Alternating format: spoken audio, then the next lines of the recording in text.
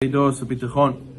So he's comparing the alchemist with the Baal Bitachon. So we said the alchemist, he needs to turn silver into gold.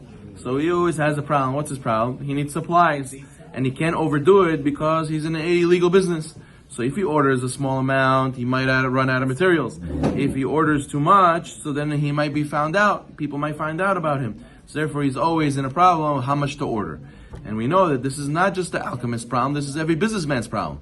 How much did I order for inventory? Did I order too much? Did I order too little? Did I over order? Am I going to be stuck with merchandise? Am I not?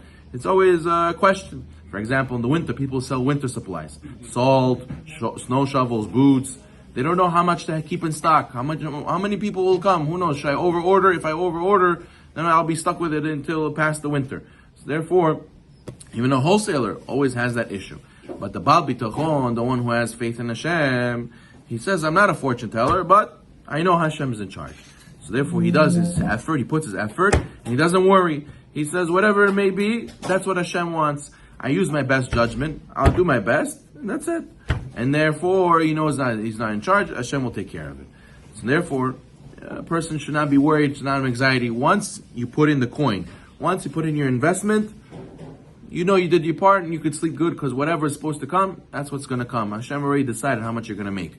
But a person doesn't have bitachon. He says, what if? It could be. I don't know. I have to check it. He watches this Fox Money News Watch. He watches CNN the business. He watches that show, that show, trying to follow the markets. Thinks that, he could calculate it and find out how much he's going to make.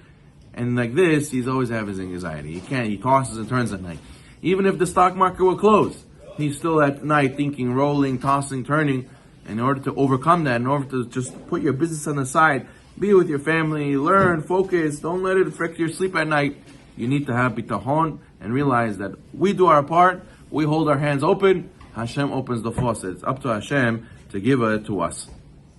There's one place where we always try to have extra, and that is for Shabbat or visitors.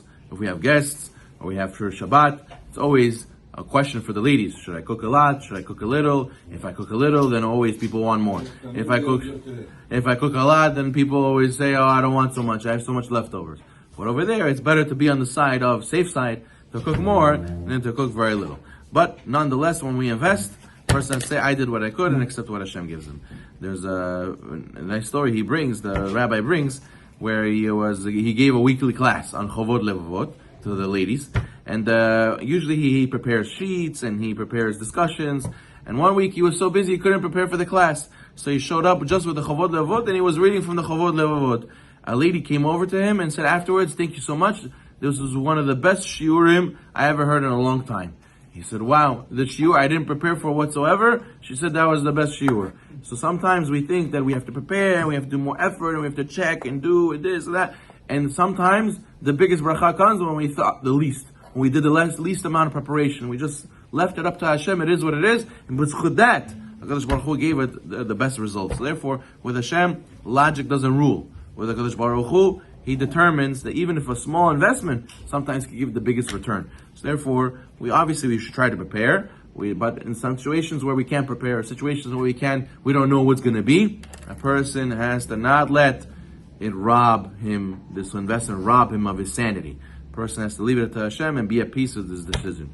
So next time we make investments, next time we sign something, next time we jump into some deal, we have to have the habit of don't second guess yourself all the time. What if, I don't know, did I do the right thing? Nothing. He asks 20 people, did I do the right thing or not? And they all tell him different answers and he's more confused than he was before.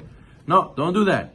Just have bitachon, do your ishtadlut, and if you find that you're miscalculated, you made a mistake, okay, now you know for next time. But it was bound to happen. Even if you prepared 10 hours, HaKadosh Baruch Hu wanted this to happen, it would have happened anyways. This is what Hashem wanted. You know why? Because that's what happened. If Hashem didn't want it to happen, it wouldn't happen. So therefore, next time you make a decision, don't second guess yourself. Have bitachon and accept it from Hashem. Baruch